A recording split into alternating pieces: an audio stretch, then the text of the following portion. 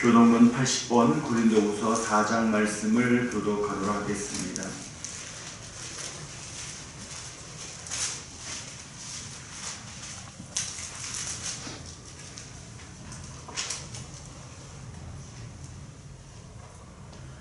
우리가 이 보배를 질그릇에 가졌으니 이런 신의 그런 능력은 하나님께 있고 우리에게 있지 아니함을 알게 하려 함이라.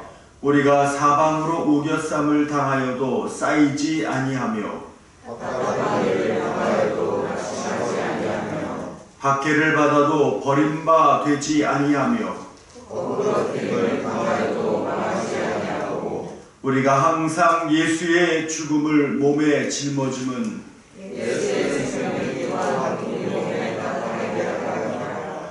우리 살아있는 자가 항상 예수를 위하여 죽음에 넘겨짐은 예수의 생명이 또한 우리 주를 육체에 나타나게 하려 함이라. 아멘. 다같이 신앙 고백 드리겠습니다.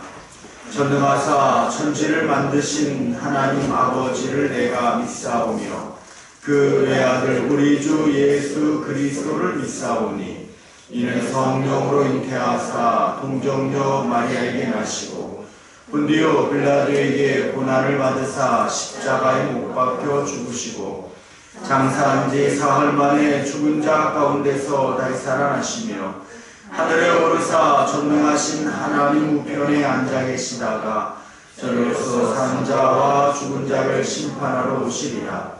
성령을 믿사오며 거룩한 공예와 성도가 서로 교통하는 것과 죄를 사하여 주시는 것과 몸이 다히 사는 것과 영원히 사는 것을 믿사옵나이다. 아멘.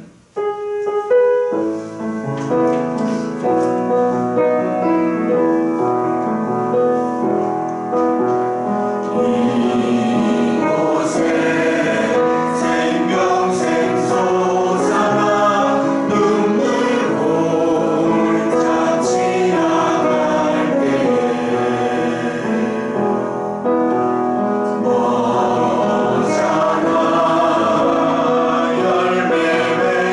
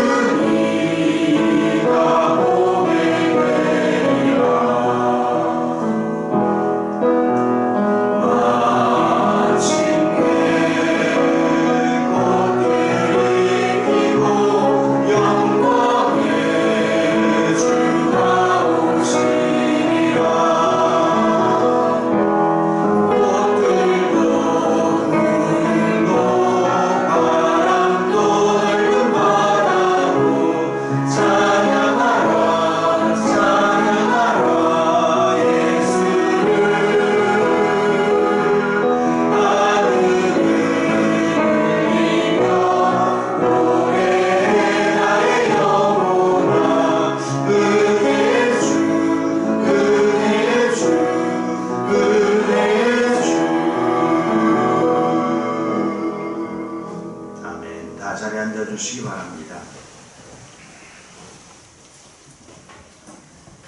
거룩하고 복된 주의 존전에 나와 찬양과 경배로 영광 돌리게 하시니 감사합니다. 하나님의 아들 독생자 예수 그리스도를 보내시어 영원히 죽을 수밖에 없는 우리를 예수님을 믿음으로 구원의 길로 인도해 주시니 참 감사합니다.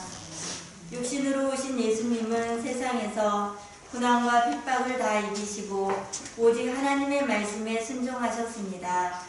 이 세상을 사는 저희들은 고통과 시련이 있을 때 얼마나 믿음의 반응을 보이면서 사는지 부끄럽습니다. 내 안에 계신 성령님께서 모든 것을 하실 수 있도록 저희의 심령을 깨끗하게 온전히 맡기는 성도들이 되기를 원합니다. 2020년은 시작부터 코로나로 인해 정치, 경제가 무너지고 성도들의 예배와 믿음이 나약해졌습니다. 성도들이 이런 환경만 보고 불평불만하는 나약에서 일어나 하나님이 주신 이 믿음을 지켜내기 위해 수고의 헌신을 드리기를 원합니다. 마음은 있지만 나약함에 길을 막고 있습니까? 주님께서 함께 하시어 우리도 이 고난을 승리로 이끌어가게 하여 주시옵소서. 아직도 추수할 곡식이 많은데 추수할 일꾼이 적구나 하신 주님의 말씀에 예수님처럼 순종하게 하여 주시옵소서. 내 생각, 내 판단을 버리고 주님이 기뻐하시는 일이 무엇인지 행하는 믿음으로 굳건히 서게 하여 주시옵소서. 여전히 우리의 현실은 예배가 제한되어 있습니다. 세상의 것들은 무엇 하나 제한되는 것이 없는데 우리 자녀들의 예배를 회복시켜 주실 것에 감사를 드립니다. 이 나라의 유치부에서 청년에 이르기까지 교육부가 멈추면 차세대가 영적으로 죽어 믿음의 미래가 없습니다. 불쌍히 여겨 주시옵소서. 모든 성도들이 교회에 오는 것을 사모하게 하시며 말씀을 사모함으로 기대하게 하시고 기도를 간절히 사모함으로 드리게 하여 주시옵소서. 그러므로 예수님의 사랑이 성도들 간에 넘쳐나 교제가 풍성하게 하여 주시옵소서. 말씀을 전하시는 목사님 오늘도 단위에 세워주시니 감사를 드립니다. 날마다 영육간의 강건함을 주시고 말씀 묵상하실 때 성령의 충만을 갑절로 부어주시고 방해받는 세력들을 물리쳐 주셔서 맡겨진 사역 능히 잘 감당케 하여 주시옵소서. 또한 교회와 성도들을 위해 날마다 눈물로 부르짖습니다. 간구하는 기도마다 응답하여 주시고 맡겨진 가정도 건강과 평안으로 채워주심도 감사를 드립니다. 이제 말씀을 듣습니다. 듣는 길을 허락하시사 학자같이 알아들어 내 안의 송이꿀보다 더 단 말씀이 되어 세상의 빛과 소금으로 감당케 하여 주시옵소서. 이 시간 이 자리에 온 한 사람 한 사람을 우리 주님이 기억하여 주시옵소서. 내 안에 용기가 없어서 욕심이 생겨서 상대적 비교로 진실함이 없는 모습으로 형식적으로 하나님이 원치 않는 모습들을 조용히 내려놓습니다. 우리의 심령을 만져주시사 오직 주님이 기뻐하는 모습으로 말씀을 듣고 변화된 우리를 통해 이 나라의 정치 경제를 회복시켜 주시고 진리가 메말라가는 곳에 믿음의 예배를 회복시켜 주시옵소서. 주의 성령이 내게 임하셨으니 이는 가난한 자에게 복음을 전하게 하시려고. 아멘. 주님의 교회 성도들을 통해 영혼 구원의 역사가 임하게 하여 주시옵소서. 사랑의 나눔이 예수님의 사랑으로 온 땅에 퍼져나가기를 기도합니다.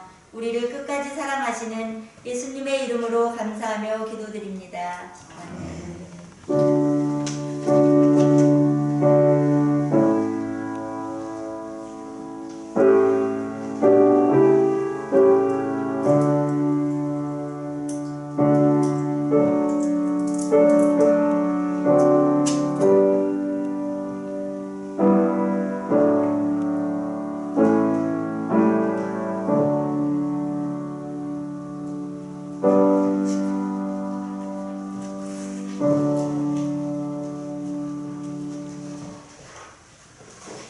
찬송가 278장 찬양 드리면서 준비한 예물 드리는 시간을 갖도록 하겠습니다.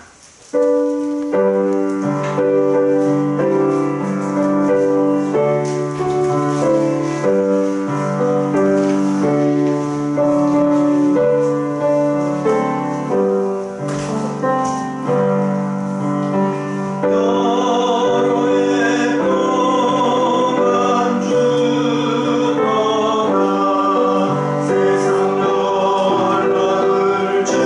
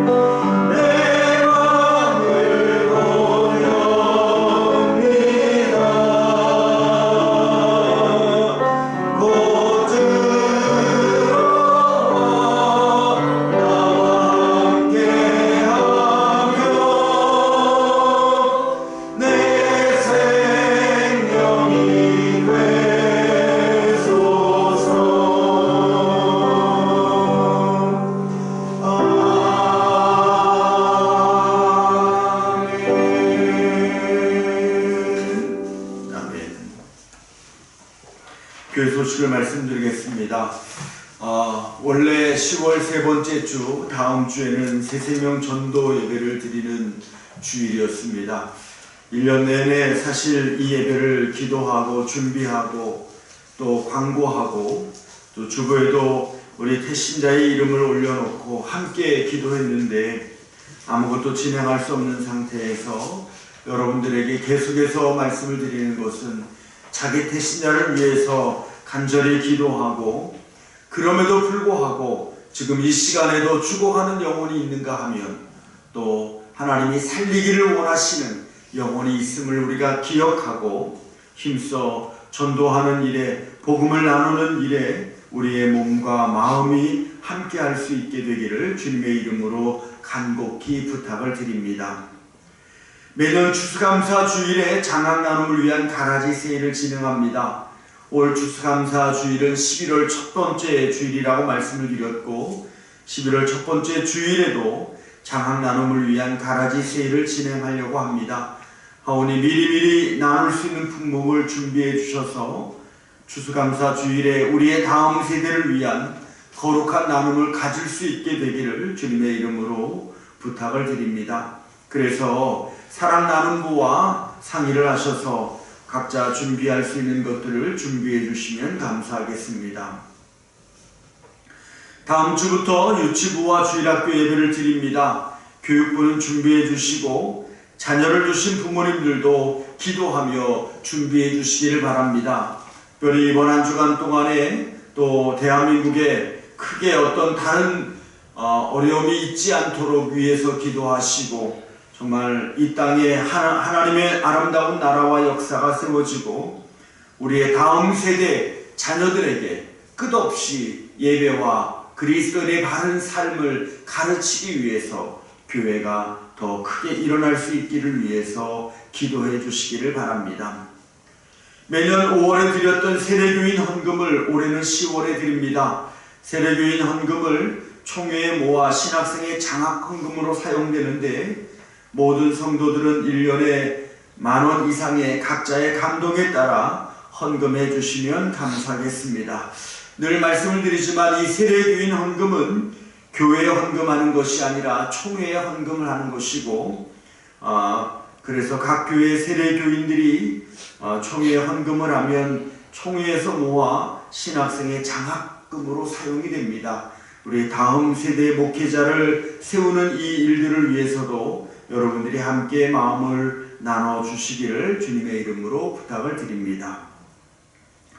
금주의 성전 청소는 순장들이 성전을 청소했고 다음 주는 전도부에서 성전을 청소하도록 하겠습니다. 금주 강단은 양영복 안수집사님 가정이 드렸고 다음 주는 이혜성 장로님 가정이 드리도록 하겠습니다. 기도드리겠습니다. 고맙고 감사하신 아버지 하나님, 하나님의 귀한 은혜와 사랑을 감사드립니다. 지난 일주일 동안에 우리 주님의 교회 성도들을 건강하게 지켜주셔서 감사합니다. 아버지 하나님, 그들의 삶이 하나님 앞에서 아름답고 존귀하게 세워지게 하여 주시옵고 하나님의 거룩한 나라와 영광이 주님의 은혜 가운데 온전히 설 수 있도록 성령님께서 도와주시옵소서. 아버지 하나님, 오늘도 우리가 주님 앞에 나와 예배드리면서 주님, 우리의 작은 물질을 주님 앞에 드립니다. 주께서 함께 받으시고 이 물질을 통해서 하나님의 거룩한 나라와 영광이 온전히 세워져 가게 하여 주시옵소서. 주님, 그러므로 때를 따라 돕는 하나님의 은혜와 섭리가 무엇인지를 고백하게 하여 주시옵고 때로는 우리가 너무나 부족하고 연약해서 우리의 힘으로 일어설 수 없을 때마다 우리의 삶을 붙들어 주신 하나님의 은혜가 얼마나 큰지를 우리의 작은 드려짐을 통해 고백하게 하여 주시옵소서. 뿐만 아니라 아버지 하나님, 우리의 드려짐을 통해서 하나님의 영광이 드러날 뿐만 아니라 하나님의 영광을 통해 우리의 삶에 성령이 충만한 역사들이 세워지게 하여 주시옵소서. 주님, 지난 일주일간의 삶을 돌이켜보며 주께 감사하는 손길이 있습니다. 주께서 이 감사를 붙들어 주시며 하나님의 은혜가 충만케 하여 주시옵소서. 아버지 하나님, 강단 예물을 드립니다. 이 강단을 통해서 하나님의 아름다운 역사가 그 가정 위에 온전히 세워지게 하여 주시옵고, 주의 이름으로 번제물을 드립니다. 아버지 하나님, 이 번제 위에도 하나님 간절히 기도하는 기도 제목들이 담겨져 있습니다. 주께서 그 기도 제목 위에 하나님의 나라와 영광을 온전히 세워 주시옵소서. 주님, 주님의 이름으로 사랑 나눔의 예물을 드립니다. 이 땅에 온전한 사랑이 나눠지기를 소망하고, 또한 전도 헌금과 선교 헌금을 드립니다. 하나님, 지금은 전도하기가 너무나 어려운 때입니다. 사람들이 하나님의 말씀을 들으려 하지 않고 그 영혼이 하나님 앞에서 새로워지려고 하지 않습니다. 하나님, 그런 때도 우리는 복음을 전해야 됩니다. 때를 얻든지 못 얻든지 복음을 증거하라고 말씀하신 주님의 말씀을 붙들고 우리에게 주어진 사명을 감당할 수 있는 성도들이 되기를 소망하며, 그래서 드리는 이 전도 헌금과 선교 헌금 위에도 하나님의 나라와 영광이 온전히 세워지게 하여 주시옵소서. 아버지 하나님, 또 이 시간에 주님의 이름으로 11조임을 드립니다. 오 주님, 참으로 경제적인 어려움이 온 세계를 간타하고, 특별히 대한민국 구석구석에 경제적으로 너무 어려워서 힘들고 어려움 가운데 눈물 흘릴 수밖에 없는 가정들이 얼마나 많이 있는지 모릅니다. 아버지 하나님, 그럼에도 불구하고 당신의 자녀들의 가정에 지난 한 달 동안 일할 수 있는 일터를 주시고, 또 하나님의 것을 하나님께로 드릴 수 있는 믿음도 주셔서 하나님 앞에서 11조임을 드리게 해주시니 감사합니다. 아버지, 주께 간구하옵기는, 주님, 이 드림이 그들의 간절한 신앙 고백처럼 하나님께서 각자의 사업과 직장과 가정을 지켜주시옵소서. 하나님의 지켜주심을 통해서 지금의 모든 경제적인 어려움을 딛고 다시 일어날 수 있는 은혜를 베풀어 주시고, 하나님이 함께 하셨음을 찬송할 수 있는 믿음도 허락하여 주시옵소서. 예수님의 이름으로 기도드리옵나이다. 아멘. 말씀은 누가복음 15장 11절에서 24절 말씀입니다.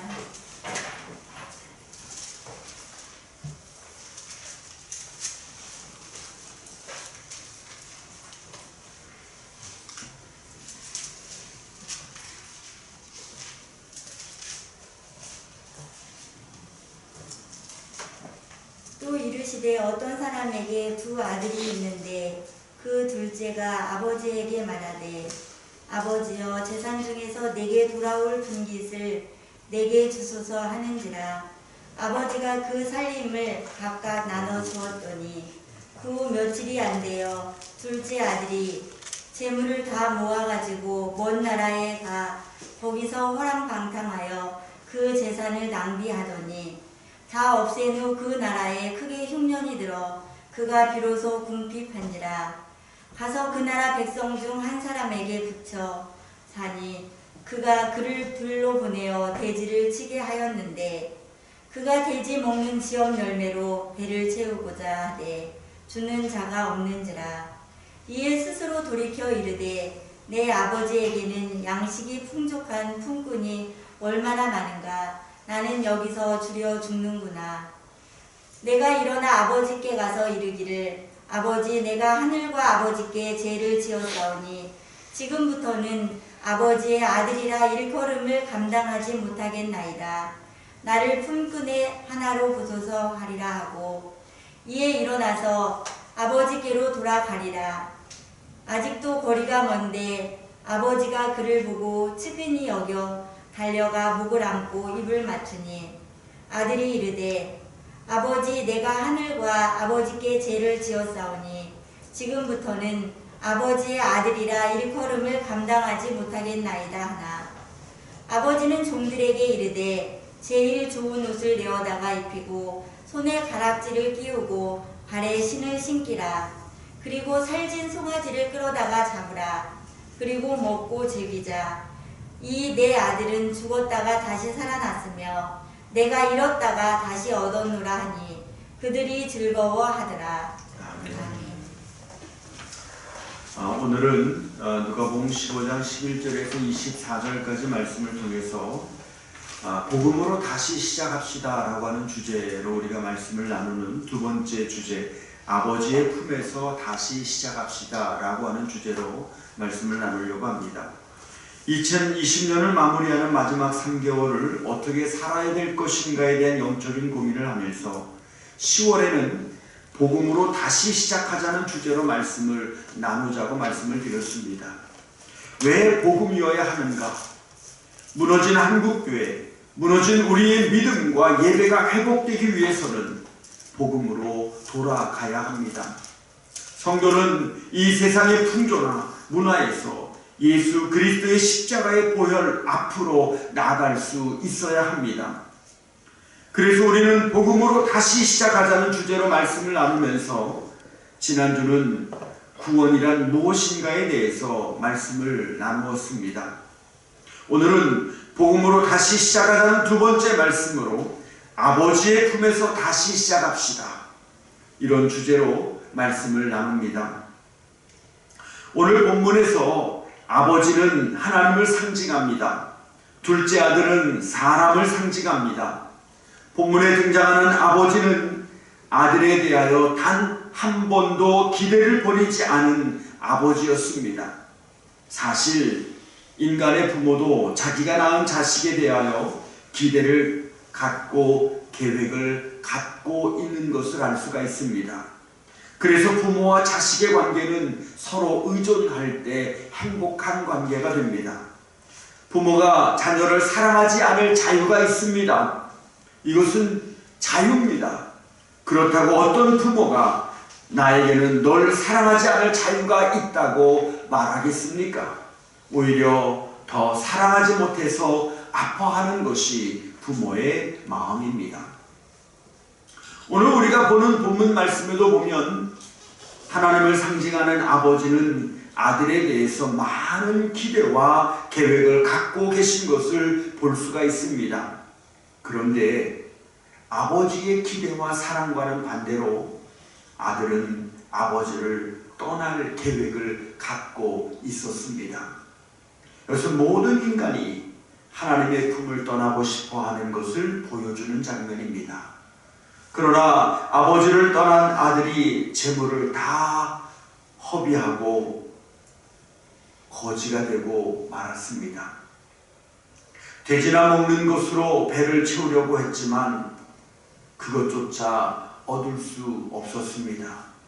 결국 그 아들은 아버지께로 돌아가 품꾼의 하나로 써달라고 그렇게 간청하게 됩니다. 이 장면에서 우리는 인간의 죄가 무엇인가, 죄인인 인간이 가야 할 길의 끝이 어떤 것인가를 정확하게 발견할 수 있게 됩니다. 아들은 아버지 품에 있을 때 풍족하며 부족함이 없이 살았습니다. 그런데 어느 날 아버지께서 자신에게 주어질 몫을 달라고 이렇게 간청을 하게 되었고, 그리고 아버지가 그의 몫을 주었을 때 그 모든 것을 받아서 아버지의 품을 떠나 멀리 가버리고 말았습니다. 본문에서 먼 나라로 갔다는 말은 아버지를 완전히 잊기로 작정한 것입니다. 내 인생은 나의 것으로 내 뜻대로 살아보겠다는 표현이었습니다. 13절 말씀에 보면 재물을 방탕한 방법으로 탕진해버리고 말았습니다. 돈 때문에 많은 친구가 있었고 돈 때문에 사는 것이 재미가 있었습니다. 그러나 돈이 다 떨어지고 나니까 친구가 떠났습니다. 배가 고파집니다. 누군가의 도움이 필요했습니다. 그래서 돼지들이 먹는 음식을 먹으며 살아야만 했던 것입니다. 그렇다면 여러분, 본문에 나오는 이 아들의 죄는 무엇이겠습니까? 1번, 집을 떠난 것이 죄다. 2번, 허랑방탕하게 산 것이 죄다. 잘 살고 있던 아버지의 집을 떠난 것 잘못했습니다. 아버지의 재산을 받았으면 잘 지켜야 했는데 허랑방탕하게 쓴 것 잘못했습니다. 그러나 성경이 말하고 있는 죄의 근원은 그것이 아닙니다. 자식이 부모의 마음을 가장 아프게 하는 것은 자기 부모를 부정하는 것입니다. 자녀들이 자기 부모를 부정하며 내 부모가 아니라고 말한다면 부모의 마음에 칼을 꽂는 것과 같은 것입니다. 성경이 말하고 있는 인간의 죄가 바로 그것입니다. 아들이 아버지에게 유산을 달라고 했습니다. 아버지로부터 유산을 공식적으로 받아서 내 것이 되기 위해서는 아버지가 돌아가셔야만 합니다. 그런데 살아계신 아버지에게 내 몫의 유산을 달라고 하는 말은 내 인생의 아버지는 죽은 존재라고 말하는 것과 같은 것입니다. 그래서 성경이 말하는 죄는 하나님을 인정하지 않는 죄가 가장 큰 죄라고 말씀하고 있습니다. 결국 인간이 하나님을 떠나 있는 죄 때문에 죄에 대한 열매들이 만들어지게 되었습니다. 내 마음대로 살아도 괜찮다고 이 세상을 즐기다가 내가 만족한 인생을 사는 것이 인생의 전부가 되는 것이 바로 죄의 열매로 나타나게 되는 것입니다. 그런데 우리의 심령에 하나님이 계시면 그렇게 살 수가 없습니다. 사람에게는 육의 양심이 있고 영의 양심이 있습니다. 문제는 육의 양심은 바늘도둑이 소도둑 되는 것처럼 죄가 쌓이면 쌓일수록 점점 작아질 수밖에 없습니다. 죄가 커지면 커질수록 이 육의 양심이 더 커져서 우리의 마음을 자꾸 찌르고 죄에서 떠나도록 요구하는 것이 아니라 죄가 커지면 커질수록 육의 양심은 작아질 수밖에 없습니다. 그래서 이 세상은 인간의 양심으로만 깨끗해질 수 없으며 죄는 점점 더 악해질 수밖에 없는 것입니다. 본문 속 아들은 죄를 즐기는 동안 그 양심 속에 아버지의 존재는 아예 없었습니다. 인간의 죄는 하나님을 모르는 것입니다. 하나님을 인정하지 않는 것이 아버지를 부인하는 것과 같은 죄라는 것을 알지 못하고 자기는 성실한 것처럼 살아가는 사람이 얼마나 많은지 모릅니다. 하나님은 그런 인간을 죄인이라고 말씀하고 있습니다. 그래서 본문에서 말씀하는 이 아들의 문제가 바로 나 자신의 문제요 모든 인간의 문제가 될 수밖에 없습니다. 우리는 다 하나님을 믿는다고 말합니다. 그런데 여러분, 어쩌면 나는 하나님을 믿습니다라고 말하는 그 믿음이라는 것이 우리의 생각일 수도 있다는 것입니다. 정말로 죄송한 말씀이지만 내 생각에 내가 하나님을 믿는다고 생각하는데 생각만으로 믿음을 갖고 있는 사람이 얼마나 많이 있는지 모릅니다. 내가 지금 교회에 왔다고 하는 것이 중요한 것이 아닙니다. 하나님을 믿어야 되는 것입니다.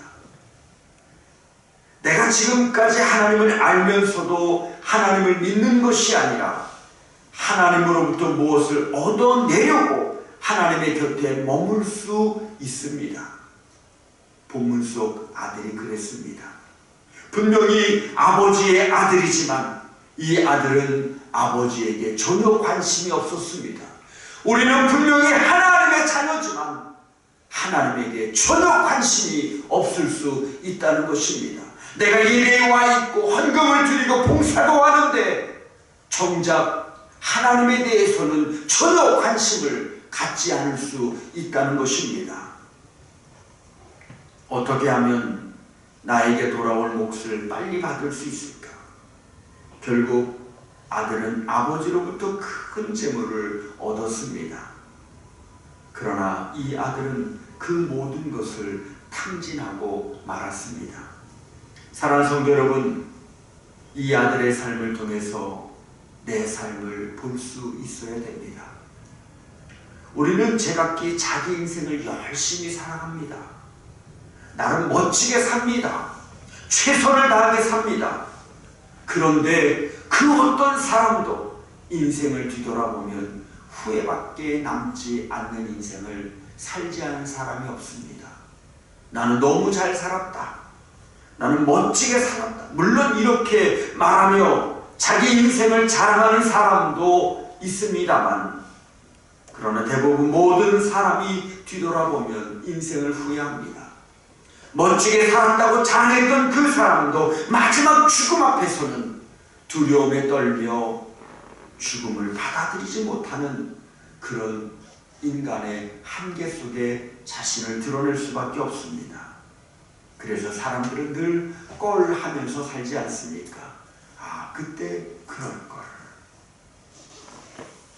여러분, 내가 어떤 문제에 대해서 후회했다고 해서 지금 더 이상 후회하지 않는 인생을 살고 있습니까? 아닙니다. 여전히 후회하는 인생을 살아가고 있습니다. 그래서 인간은 자기 생각, 자기 감정, 자기 판단에 의해서 만들어주시는 이 육의 양심이 아닌 하나님의 말씀과 하나님의 만지심을 통해서 일어나는 영의 양심이 필요할 수밖에 없는 것입니다. 본문 속 아들은 돼지나 먹는 밥을 먹다가 아버지가 생각이 납니다. 아버지가 생각이 나니까 비로소 내가 지은 죄가 무엇인지를 깨닫게 됩니다. 그래서 그는 아버지께로 돌아가지요. 이것이 영의 양심, 즉 믿음이 있는 자에게 주어지는 하나님의 은혜인 것입니다. 사람은 자기 인생, 자기 공허함을 자기가 채우려고 하지만 우리 심령의 빈 공간은 오직 하나님만이 채우실 수 있다는 것을 믿으시기 바랍니다.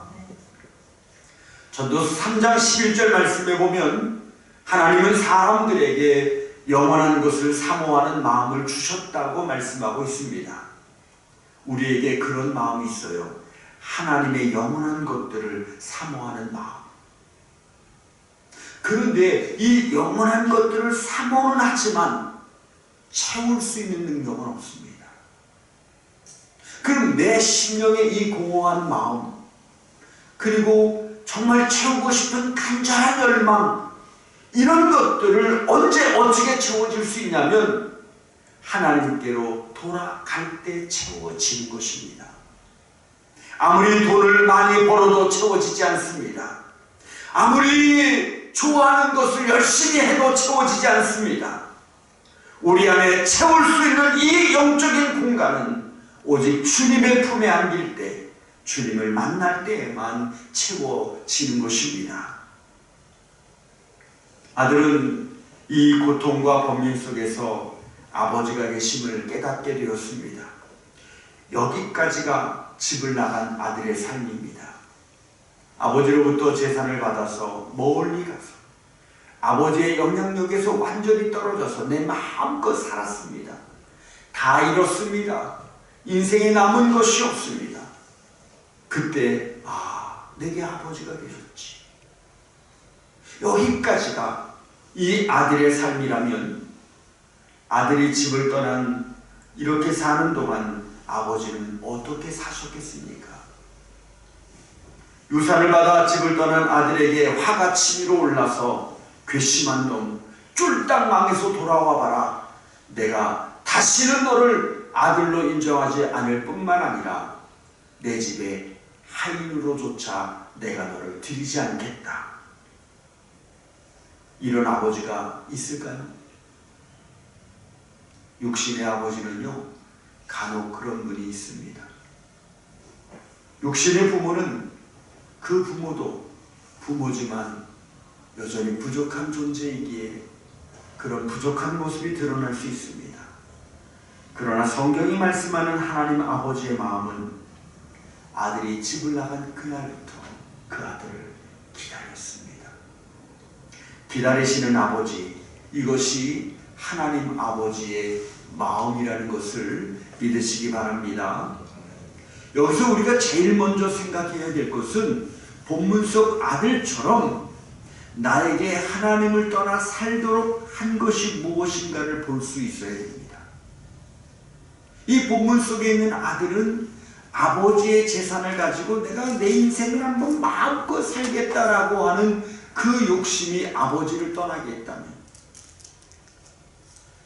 나로 하여금 아버지를 떠나게 하는 것은 무엇이 있을까?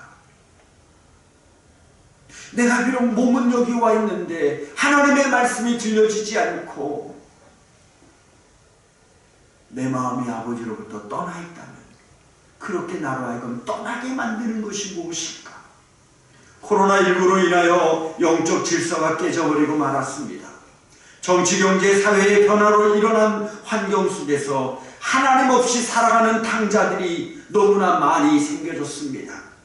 문제는 영적으로 자신이 탕자가 되어가는 것을 전혀 느끼지 못하고 있다는 것입니다.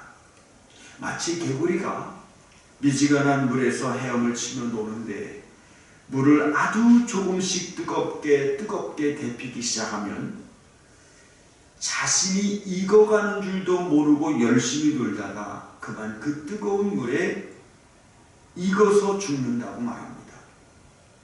그런 것처럼 나는 예배도 드렸고 헌금 생활도 하고 봉사도 합니다.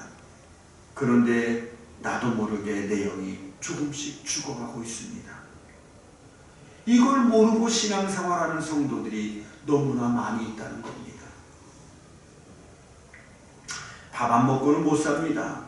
왜냐하면 내 몸이 반드시 배고픔을 신호 보내기 때문이지요. 그렇다면 예배 없이 살 때, 기도 없이 살 때, 하나님과의 영적인 관계가 없이 살 때 내 영이 내게 보내는 신호를 우리는 깨닫고 있는가라는 것입니다. 코로나19는 무서운 줄 알면서 하나님과 멀어져 있는 것을 느끼지 못한다면 지금 우리에게 주어진 상황에 맞춰 사는 삶에 너무 익숙해 있다는 것을 우리는 깨달아 알아야 됩니다. 본문에 나오는 아들에게 영의 양심이 있었습니다. 그래서 아버지께로 달려가기로 결심하고 돌아갑니다. 문제는 우리는 아직 이 결정을 미루고 있다는 것입니다. 사랑하는 성도 여러분, 혹시 하나님께로 돌아가야 될 결정을 미루고 있는 것이 있다면 결정하시기를 바랍니다. 그리고 여러분들이 하나님께로 결정하기로 작정했다면 하나님께로 완전히 몸을 돌려 온전한 그 믿음의 걸음을 걸어야 될 것입니다.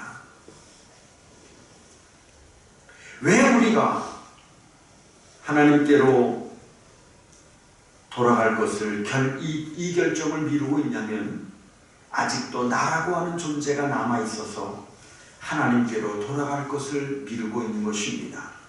사람이 인생을 살면서 자기 부족함을 하나님 앞에서 깨닫는 것은 축복입니다. 그 깨달음이 하나님을 만나는 첫 걸음이 되기 때문입니다. 오늘 본문 말씀 속에 만약에 이 탕자가 내가 돈이 있을 때 내 돈 갖고 같이 먹던 그 사람들을 생각하며 분노하고만 있었더라면, 그때 빌려준 돈을 받지 못해서 분노하고만 있더라면 아마 그는 그렇게 죽고 말았을 것입니다. 그러나 과거의 자신의 어떤 모습, 과거의 자신의 어떤 감정을 다 내려놓고 그는 오직 아버지만을 기억했다는 것입니다. 바로 아버지가 내게 계시다는 것, 하나님이 내게 계시다는 것이 깨달음의 첫걸음이요, 하나님을 만나는 첫걸음이라는 사실을 우리는 기억해야 됩니다. 그래서 인간에게 주어지는 최고의 길, 최선의 길은 하나님께로 돌아가는 것입니다.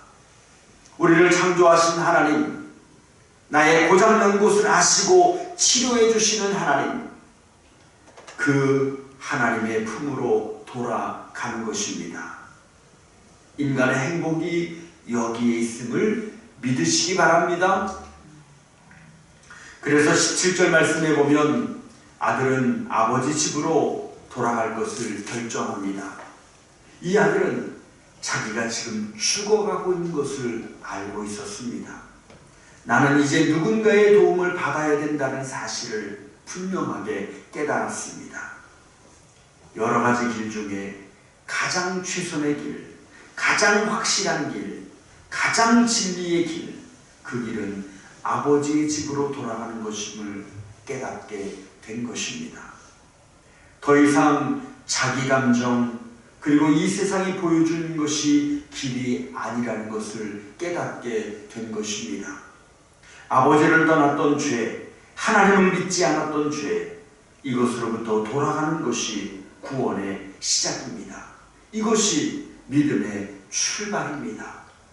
아버지의 품에 탕자가 돌아간다는 것은 우리가 다시 하나님을 믿고 다시 아버지를 아버지로 여기고 그분이 주시는 기쁨 속에서 산다는 것을 뜻하고 있습니다.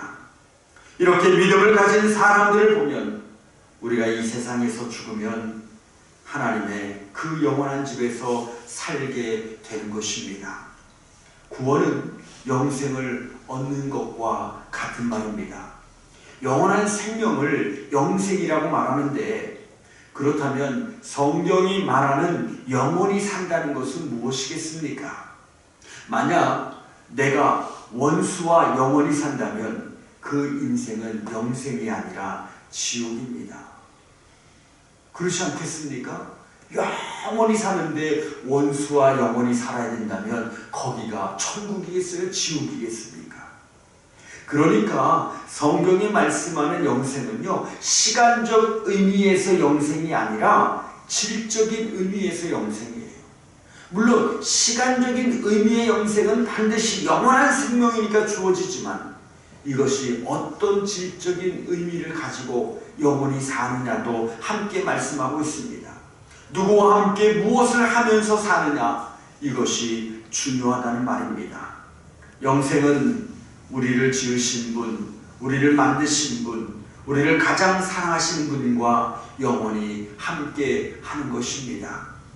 이런 영생을 진짜로 기대하고 사모한다면 지금의 내 신앙의 태도가 이 영생을 진심으로 사모하는 태도인가를 돌아볼 수 있어야 합니다. 아들은 아버지께로 돌아가야 한다는 것을 깨달았습니다. 그는 자기에게 있는 죄가 무엇인지 정확하게 깨달았고 그 죄의 값을 치러야 한다는 것도 깨달았습니다. 맞습니다. 아버지께로 돌아가야 하지만 죄에 대한 대가를 지불하지 않고는 돌아갈 수가 없습니다. 그래서 아들은 죄를 지었기 때문에 당연히 벌을 받아야 된다고 생각을 했고 아버지의 품을 향해 돌아가면서 아버지에게 나는 아버지의 자식이 될 수가 없습니다. 그러니 아버지의 자식이 될 수 없다는, 그리고 이제는 아버지의 자식으로 이 집에 사는 것이 아니라 아버지 집에 몸종, 종으로 사는 그것이 그에게는 가장 큰 벌이었습니다. 아버지를 아버지로 부를 수 없는 것보다 더 힘든 것이 어디 있겠습니까? 그런데 본문 20절 말씀에 보면 아들이 예상한 것과는 완전히 다른 모습으로 아버지가 이 아들을 맞이하게 됩니다. 내가 지은 죄가 너무 커 다시 아들이 된다는 것은 상상도 못했는데 아버지에게 나는 여전히 아들이었다는 것입니다. 아버지의 품으로 돌아온 자식은 떠나기 전 바로 그 자식과 전혀 다르지 않는 자식으로 여전히 아버지 곁에 있을 수 있게 되었다는 것입니다. 아들이 집을 떠난 순간부터 아버지는 아들이 돌아오기를 기다리고 있었고 그를 지속적으로 사랑하고 있었기 때문에 아들은 그 아버지 품에 돌아와서 아버지의 사랑이, 아버지의 마음이 무엇인지를 발견하게 되었던 것입니다. 사랑하는 성도 여러분, 우리는 코로나19나 경제적인 상황이나 감정적인 어떤 문제에 빠져 살 것이 아니라 하나님의 품에 안기는 일이 필요합니다. 하나님은 이미 우리를 용서하시기 위해 예수 그리스도를 보내시고 우리의 죄를 대신하여 십자가에서 죽게 하셨습니다. 바로 그분을 믿는 자는 누구든지 제사함을 받고 하나님의 자녀가 된다는 것이 성경이 말씀하는 구원의 핵심입니다. 예수 그리스도를 보내주신 그 은혜, 그 사랑 때문에 우리가 하나님 안에 영원한 한 생명으로 살아갈 수 있는 것입니다. 그것을 믿음으로 붙잡고 하나님의 품으로 돌아가야 합니다. 이것이 바로 복음으로 다시 시작하는 첫 번째 걸음인 것입니다. 예수 그리스도는 구원을 위해서 오신 분이십니다. 하나님의 사랑을 우리에게 가르쳐 주시기 위해 오셨습니다. 우리의 죄 때문에 십자가에서 죽으셨습니다.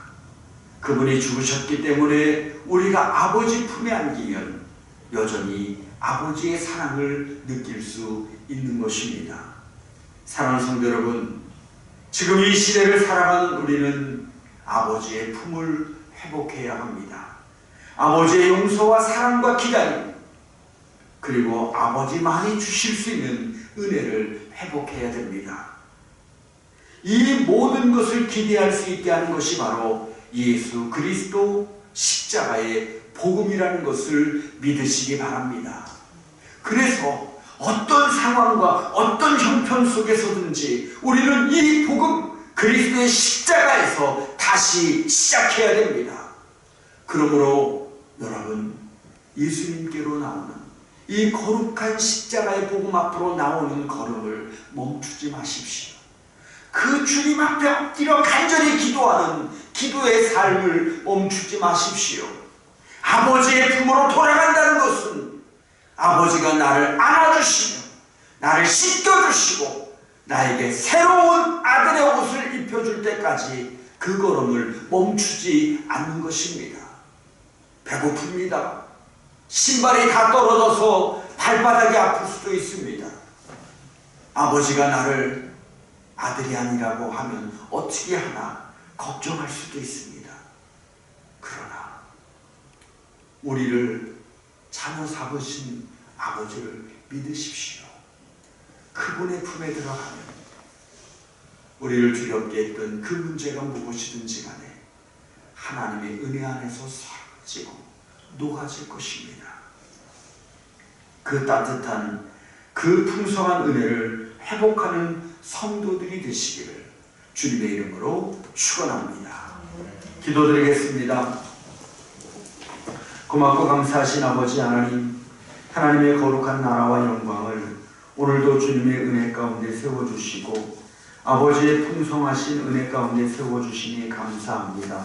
주님, 오늘 우리는 복음에서 다시 시작해야 된다는 것을 고백합니다. 아버지, 물질이 많이 있으면, 환경이 좋아지면, 내 뜻대로 무엇이 이루어지면 잘 될 것처럼, 인생이 그래야만 사는 것처럼 생각했는데, 아버지 하나님, 사람이 다시 일어나기 위해서는 반드시 복음에서부터 출발해야 된다는 것을 깨닫게 됩니다. 오 주님, 오늘은 아버지의 품에서 다시 시작해야 되는 것을 돌이켜봅니다. 주님, 아버지의 품에 들어가기까지는 아무것도 시작할 수가 없습니다. 그러므로 우리를 당신의 품에 품어주시고 하나님 그 품에서 내가 하나님의 자녀임을 깨닫고 이 믿음을 회복하고 이 믿음의 거룩함을 주의 은혜 안에서 온전히 고백하는 성도들이 되게 하여 주시옵소서. 예수님의 이름으로 기도드리옵나이다. 아멘. 다 일어나시기 바랍니다. 우리 옆에 있는 분과 함께 하나님의 품에서 다시 시작합시다. 인사를 나누겠습니다. 하나님의 품에서 다시 시작합시다. 네. 주님의 교회 사명선언문. 주님의 교회와 나는 한 사람을 소중하게 여기며 제자로 세워 사랑과